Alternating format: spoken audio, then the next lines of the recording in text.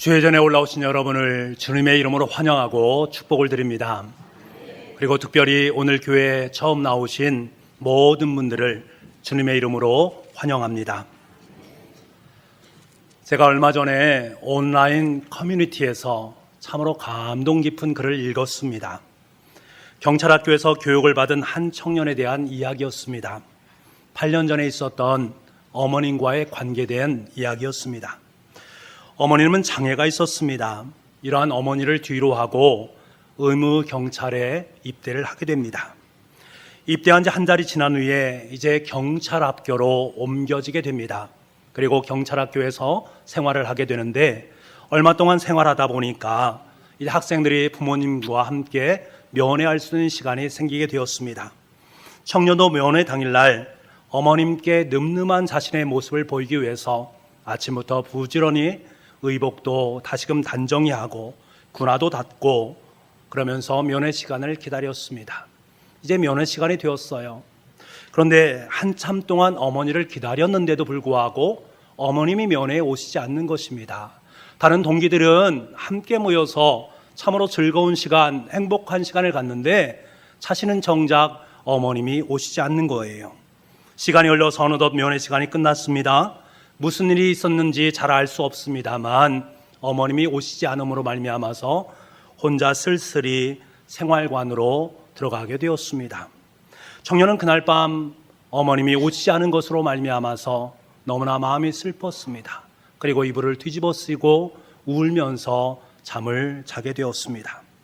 그런데 다음날 아침에 갑자기 교관님이 허겁지겁 자기에게 달려오는 거예요. 그러면서 새벽부터 어머님이 이 자리에 와 계시다고 빨리 면회실로 가보라고 말을 합니다.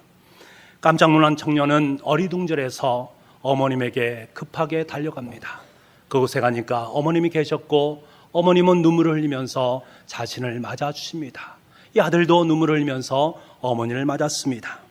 그런데 어머니께서는 아들을 보면서 끈안으면서 잘 있었느냐라고 이야기하시면서 부랴부랴 손수 싸우신 김밥과 치킨을 황급히 그에게 주었습니다. 그리고 먹으라고 말합니다.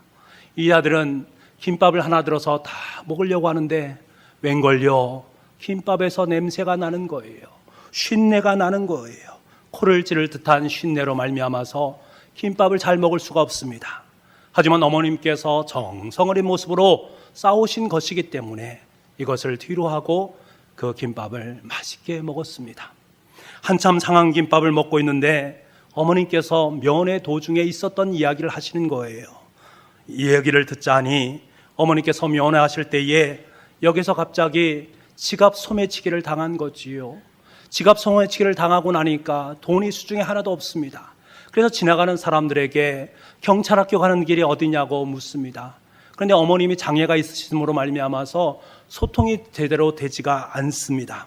그래서 어쩔 수 없이 어머님은 아들을 보기 위해서 이틀 동안 내내 걸어서 경찰학교까지 오게 되었던 것이요. 이 이야기를 듣고 난 청년은요, 김밥을 먹으면서 눈물을 주르르 흘렸습니다. 이 이야기를 듣고 난 교관은 특별히 어머님을 하루 동안 경찰학교에 모시고 이 청년과 함께 잠을 잘 수 있도록 배려를 해주셨습니다. 경찰학교가 생긴 이래로 처음 있는 일이래요. 그리고 다음날 아침에 정말로 놀라운 일이 일어났습니다. 어머니가 소매치기를 당해서 경찰학교까지 걸어서 오셨다라는 소문이 듣자 동기들과 조교들 그리고 교관들이 팔을 걷어붙이고 돈을 모은 거예요. 어머님의 차비를 하라고. 그런데 무려 300만 원이나 되는 거금이 모아졌다고 합니다. 이후에 시간이 흘러서 이 청년은 제대를 했고 8년한 시간이 훌쩍 지났습니다. 청년은요, 그때 흐둔한 정을 잊지 못하는 거예요. 그러면서 8년이 지났지만 그 행복했던 시간을 글로 올려놓았습니다. 저는 이 글을 읽으면서 청년의 얼굴을 떠올렸습니다. 한 번도 본 적이 없지만 행복한 미소를 한박 짓고 있는 그 청년의 미소를 연상할 수가 있었습니다. 아마도 이 청년에게 제가 이렇게 묻는다면 청년은 이렇게 말할 거예요. 지금까지 가장 행복한 순간이 어디였느냐? 나는 어머니와 함께 나눴던 그 시간, 그때를 잊을 수가 없습니다. 나에게 가장 행복한 시간입니다 라고 말을 했을 것입니다. 그래서 8년이 지난 지금 그는 자신의 그 아름다운 고백을 글로 쓴 것 아니겠습니까? 어찌 보면 쉰 김밥, 행복이란 두 글자는 정말로 어울리지 않는 글자예요. 그럼에도 불구하고 이 두 글자는 너무나 아름답게 조합되어져서 우리에게 행복의 미소를 안겨줍니다. 왜 그럴까? 그 중간에 어머님의 사랑이라는 것이 개입되었기 때문에 그렇습니다. 여러분, 지금까지 우리가 삶을 살아오면서 누구에게나 행복한 순간들은 있습니다. 그 순간을 생각하면 얼굴에 웃음꽃이 피지요. 여러분에게는 어떤 순간이 행복한 순간이었습니다. 그 순간만 생각하면 가슴이 뛰고 눈물이 절로 나오는 그 행복한 순간이 여러분에게 과연 언제였습니까?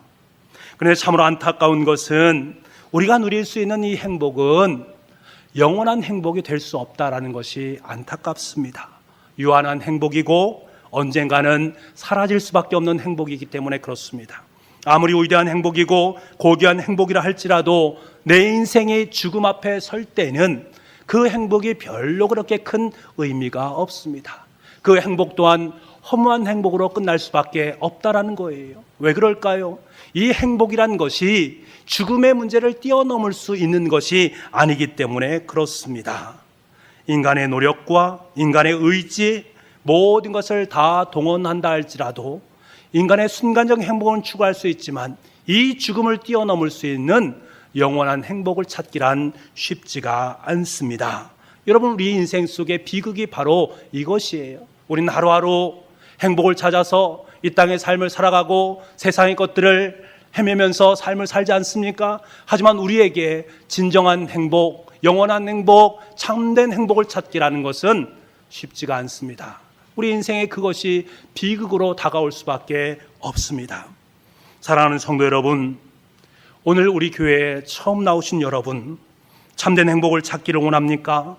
한 청년이 어머님과의 아름다운 만남을 통해서, 아름다운 추억을 통해서 누렸던 그 행복, 아니 그보다 더 크고 영원한 행복, 참된 행복을 여러분의 인생 가운데 정말 누리기를 원하십니까? 저는 이 글귀를 참 좋아합니다. 파스칼의 팡세의 이런 글귀를 참 좋아합니다. 하나님 우리 인생들을 창조하실 때 영원하신 당신만 채울 수 있는 빈 공간을 우리 속에 주셨습니다. 그런데 사람들은 돈이나 권력, 인기나 명예로 그것을 채우려고 거기에 공허하게 그것을 채우려고 합니다만 그것은 공허할 뿐입니다. 라는 글입니다.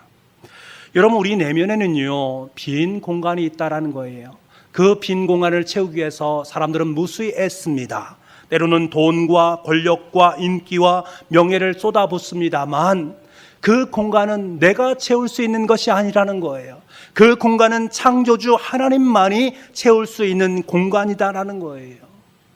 그런데도 우리 인간은 너무나도 안타깝게도 이 공간을 채우기 위해서 끊임없이 자신의 가지고 있는 것들을 투자합니다만 그것은 찰나적인 것일 수밖에 없다라는 것입니다. 더 비극적인 것은 무엇인지 아십니까? 내가 많이 채웠다라고 생각했는데 어느 순간 내 인생을 돌아보니까 너무나 공허한 거예요. 더 큰 공허가 찾아오는 것을 우리는 보게 됩니다.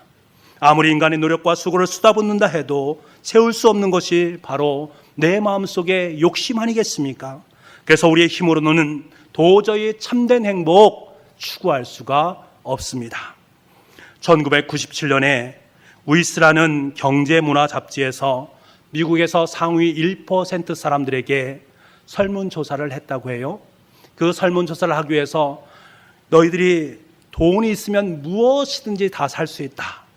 그런데 무엇을 사겠는가? 라는 그런 항목 여러 개를 만들었습니다.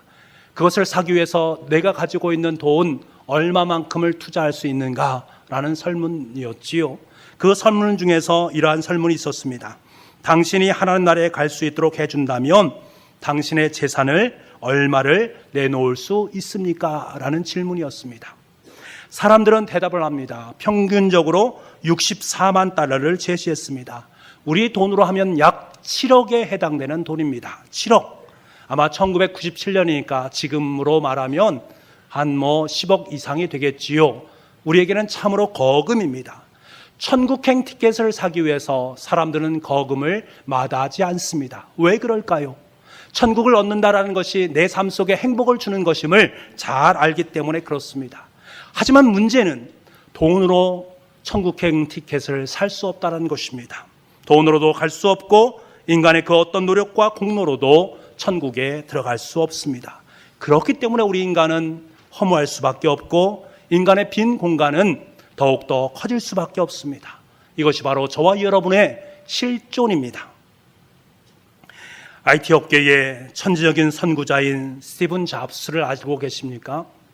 그가 마지막 췌장암이 걸림으로 말미암아서 죽음을 맞이하지 않습니까? 그는 죽음 앞에서 너무나 공포스러운 두려움을 느꼈습니다. 그래서 그는 죽음에 대해서 이런 말을 해요. 딸깍 누르면 그냥 꺼져버리는 거지요. 아마 그래서 내가 애플 기기에 스위치를 넣는 걸 그렇게 싫어했나 봅니다. 그의 자서전에서 이런 얘기가 나옵니다. 애플 기기를 사용하신 분들은 잘 알겠지만 그 제품에는 온과 오프 스위치가 없습니다. 슬쩍 밀면 커지고요. 지나가면서 누르면 꺼져버리는 것이 바로 그것입니다. 잡스는 자기 죽음에 대한 그 일부분, 그 두려움을 자신이 만들어낸 기기 속에 고스란히 담아놓았다라는 거예요. 나는 죽음이란 것 앞에서 너무나 두렵고 너무나 떨린다라는 그런 마음을 그 기기에 표현을 한 것이지요. 그는 엄청난 부를 들였습니다. 다른 사람들은 그에게 말합니다. 당신처럼 행복한 사람이 어디 있느냐고 말을 할 것입니다. 하지만 여러분, 그도 죽음 앞에서는 두려웠습니다. 죽음 앞에 서게 되니까 인생의 모습이 다 동일하다라는 거예요. 우리를 닮은 인간이었다라는 거예요. 죽음 앞에서 참된 행복을 누린다라는 것은 쉽지는 않습니다. 여러분 속에 채워지지 않은 빈 공간이 있습니까? 죽음으로 인해서 여러분 혹시 두려운 마음이 없습니까? 이 빈 공간을 정말로 참된 행복, 영원히 누릴 수 있는 행복으로 가득 채우기를 원하십니까? 우리는 이 물음에 대해서 해답을 얻어야 됩니다. 저와 여러분은 반드시 이 해답을 가질 수 있어야 되는 거예요. 이 해답을 찾지 못한 채 죽음을 맞이한다면 어찌 인생 자체가 허무하지 않을 수 있겠습니까? 하지만 여러분, 오늘 이 자리에 오신 여러분은 전혀 걱정할 필요가 없습니다. 인생의 참된 행복, 영원한 행복이 무엇인가를 성경 우리에게 너무나도 분명하게 말씀해 주기 때문에 그렇습니다. 하나님의 아들이신 예수 그리스도께서 우리에게 그 정답을 너무나도 선명하게 오늘 본문의 말씀을 통해서 여러분에게 들려주고 있어요. 이 약속의 말씀을 붙잡을 수 있어야 됩니다. 그 약속의 말씀이 어디 있는가? 6절 말씀입니다. 우리 6절 말씀을 함께 읽어보도록 하겠습니다. 함께 읽겠습니다. 시작. 나로 말미암지 않고는 아버지께로 올 자가 없느니라. 아멘. 내가 곧 길이요 진리요 생명이니 라고 말하고 있습니다.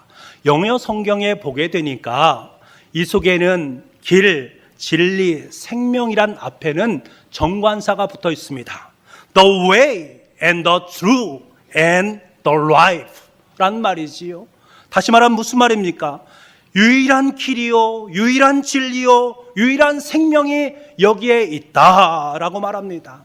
다시 말하면 오직 예수 그리스도만이 우리가 하나님 나라에 들어갈 수 있는 유일한 길이요, 그 나라에서 영원히 살 수 있는 영원한 생명이요, 그 나라가 어디인지를 우리에게 분명하게 가르쳐주는 영원한 진리라는 것을 우리에게 말씀하고 있습니다. 그렇기 때문에 예수님을 통하지 않고서는 절대로 하나님 나라에 들어갈 수 없다라는 거예요. 다시 말하면 예수님만이 우리에게 참된 행복과 영원한 행복과 하늘의 천국의 선물을 우리 가운데 주실 수 있는 분이다라는 것입니다. 여러분, 그 살아계신 예수님께서 지금 이 시간에 저와 여러분 가운데 있는 줄 믿습니다. 여러분의 마음의 문을 두드리고 계세요. 이것이 얼마나 큰 은혜인가를 우리는 알아야 됩니다. 여러분, 이 시간에 마음은 활짝 열고 그 예수님을 모실 수 있기를 원합니다. 여러분을 영원한 길, 진리의 길, 생명의 길로 인도하시는 주님을 내 마음속에 모시기를 원합니다. 그렇게 되어질 때 내 마음속에 있는 빈 공간, 허전한 공간, 허무스러운 그 공간, 그것을 주님의 행복으로, 영원히 꺼지지 않는 행복으로 아름답게 채워줄 줄 믿습니다. 여러분, 제가 이렇게 여러분께 말씀을 드려도 여러분 마음속에 확신이 들지 않을 수도 있습니다. 정말 그럴까? 고개를 갸웃갸웃할 수도 있습니다. 그렇다면 여러분, 다시 한번 귀를 쫑긋해 보시기 바랍니다. 하나님은 신이십니다. 신이신 하나님께서 말씀을 하셨다라는 것은 무엇을 말합니까? 그 말은 변함이 없다라는 거예요. 반드시 지켜질 말이다라는 것입니다. 만약에 그렇지 않다면 신이 될 수가 없습니다. 오늘은 이렇게 말했다가 내일은 저렇게 말한다면, 그래서 조변석계의 모습으로 말을 한다면 우리가 그분을 어떻게 신이라고 말을 할 수 있겠습니까? 신이신 하나님께서는 한 번 약속을 하신 말씀은 반드시 지켜져야 됩니다. 그 신이신 하나님께서 저와 여러분에게 간절하게, 간곡하게, 의미 있게 말씀하십니다. 참된 행복을 위해서 떠나는 사람들, 영원한 생명을 누리기를 원하는 사람들, 마음의 빈 공간을 행복이란 두 글자로 아름답게 채우기를 원하는 사람들에게 예수님, 신이신 하나님께서는 분명하고 또렷하게 말씀하십니다. 여러분, 이 말씀은 진리의 말씀이요, 생명의 말씀입니다. 이 말씀에 귀를 기울이시기 바랍니다. 우리 요한복음 3장 16절 말씀인데요, 우리 함께 읽어보겠습니다. 요한복음 3장 16절입니다. 시작. 이처럼 사랑하사 독생자를 주셨으니 이는 그를 믿는 자마다 멸망하지 않고 영생을 얻게 하려 하심이라. 아멘. 여러분, 이 말씀은 성경 속에서 가장 유명한 말씀입니다. 가장 귀하고 소중한 말씀입니다. 이 말씀의 뜻은 이런 것입니다.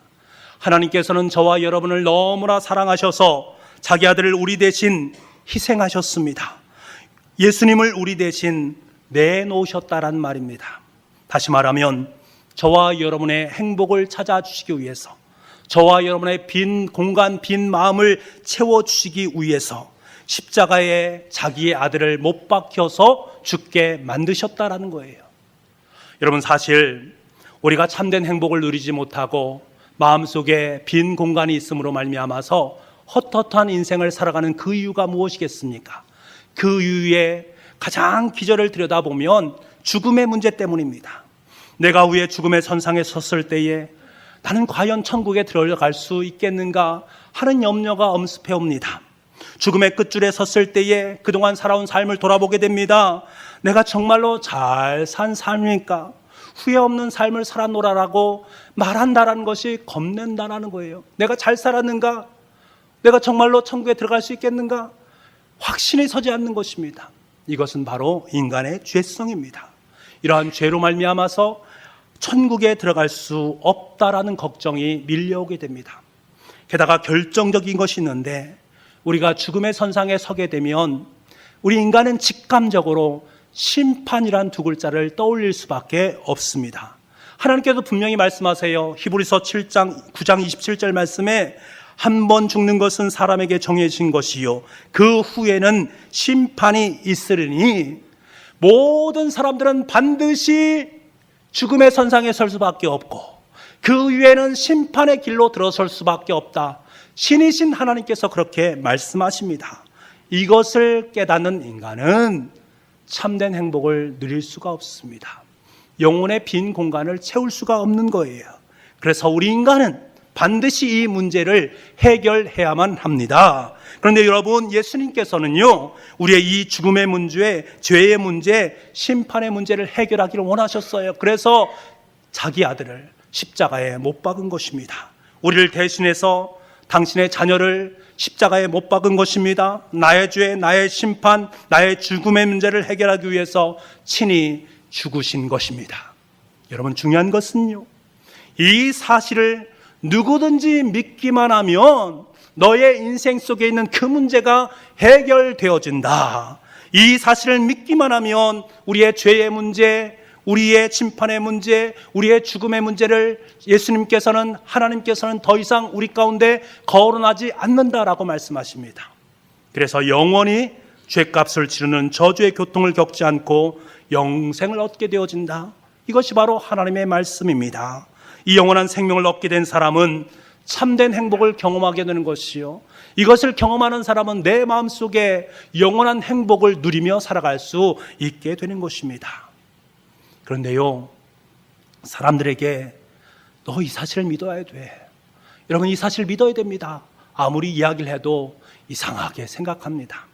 만약 하나님께서 믿으라 라고 말씀하지 아니하시고 여러분이 엉뚱한 것을 요구하신다면 여러분 어떻게 하시겠습니까?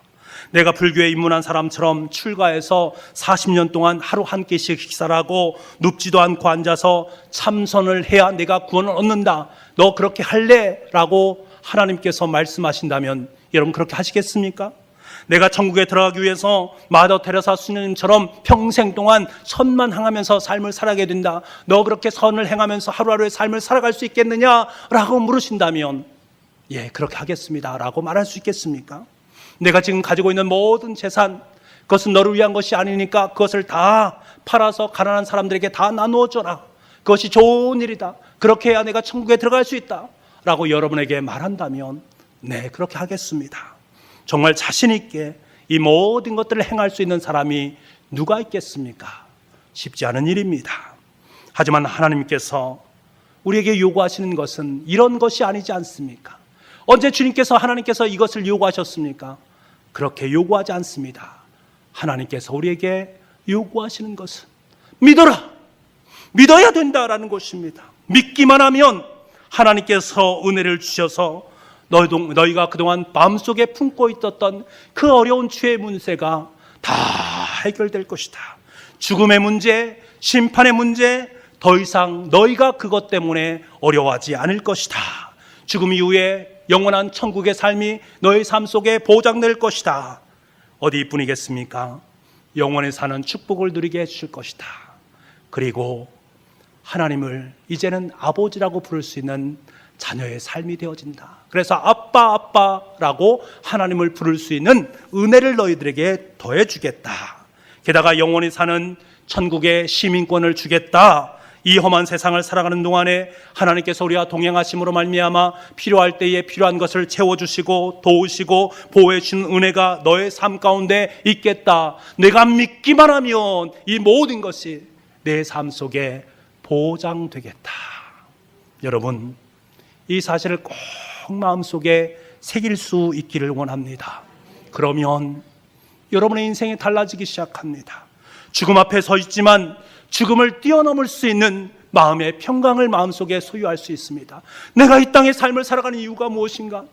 내가 이 땅 속에서 무엇을 위해서 살아가야 될 것인가를 너무나도 분명하게 말씀해 주십니다. 그러므로 말미암아서 이제는 하루하루의 삶을 살아가도 목적 있는 인생, 참된 인생, 참된 행복을 누리며 살아갈 수 있는 은혜가 내 삶 속에 넘쳐나게 되어 있습니다.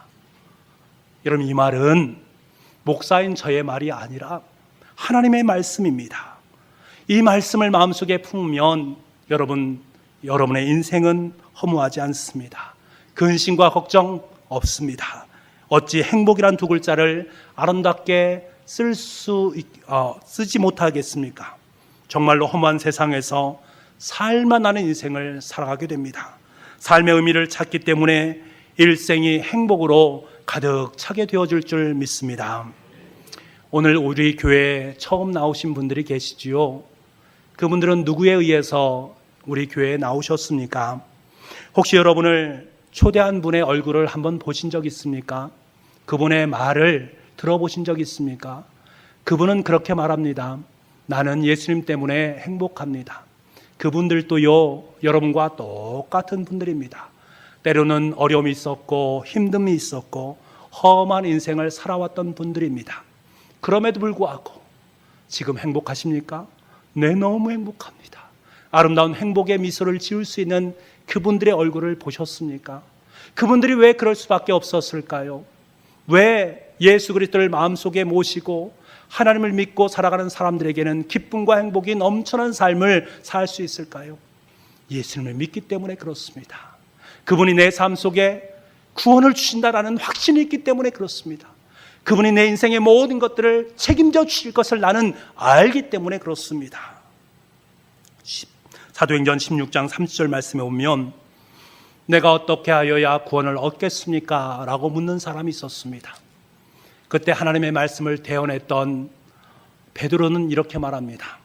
주 예수를 믿으라. 그리하면 너와 내 집이 구원을 얻으리라. 여러분, 예수를 믿으면 너도 살겠고 너의 가정도 살겠다라고 말합니다. 너의 자녀들도 살고 너의 부모님들도 살 수 있다라고 성경은 말씀하고 있습니다. 하나님께서는요, 지금 이 시간에 이 자리에 있는 저와 여러분 모두에게 선포하고 계십니다. 모든 인류의 길이요 진리요 생명 되신 예수 그리스도를 믿어라. 예수님을 내 마음속에 모셔서 마음의 빈 공간을 채워라. 그리하면 너는 구원을 받게 될 것이고 너만 구원받는 것이 아니라 내 가족도 구원받게 될 것이다. 그리고 내 마음속에 참된 행복이 가득 참으로 말미암아서 하루하루 기쁨과 감격의 삶을 살아가게 될 것이다. 하나님께서 저와 여러분에게 말씀해 주십니다. 오늘 이 하나님께서 들려주시는 말씀을, 이 약속의 말씀을 덥석 붙잡으십시오. 그리고 참된 행복을 영원토록 누리며 살아갈 수 있는 저와 여러분의 삶이 될 수 있기를 간절히 소망합니다. 여러분, 참된 행복을 누리기를 원하십니까? 영원한 행복의 삶을 살기를 원하십니까? 살기를 원하시는 분만 저를 따라서 함께 해주시기 바랍니다. 저를 따라서 해주시기 바랍니다. 하나님 아버지, 나는 하나님을 믿습니다. 나는 하나님의 아들 예수 그리스도를 믿습니다. 예수님, 나의 죄와 허물을 용서해 주세요. 나도 천국 가고 싶습니다. 예수님의 이름으로 기도드립니다. 아멘. 기도하겠습니다. 하나님, 정말로 참된 행복을 누리길 원합니다. 영원한 행복의 삶을 살기를 원합니다. 이 땅의 삶을 열심히 살았지만 내 마음의 공간 속에는 허무가 가득 차 있고 내가 무엇을 위해서 살아야 될지 잘 알지 못할 때가 있었습니다. 그런데 오늘 말씀해 보니 예수 그리스도를 마음속에 모시고 살아가는 것이 참된 행복을 누리는 것이요 참된 은혜의 삶을 살아가는 것임을 깨닫게 하시니 감사합니다. 예수님을 믿겠습니다. 하나님을 믿겠습니다. 예수 그리스도가 하나님의 아들이심을 내 삶 속에 꼭 믿겠습니다. 귀한 고백을 모두가 올려드릴 수 있는 우리의 삶이 될 수 있도록 주님 역사하여 주옵소서. 모든 말씀을 예수님의 이름으로 기도하옵나이다. 아멘.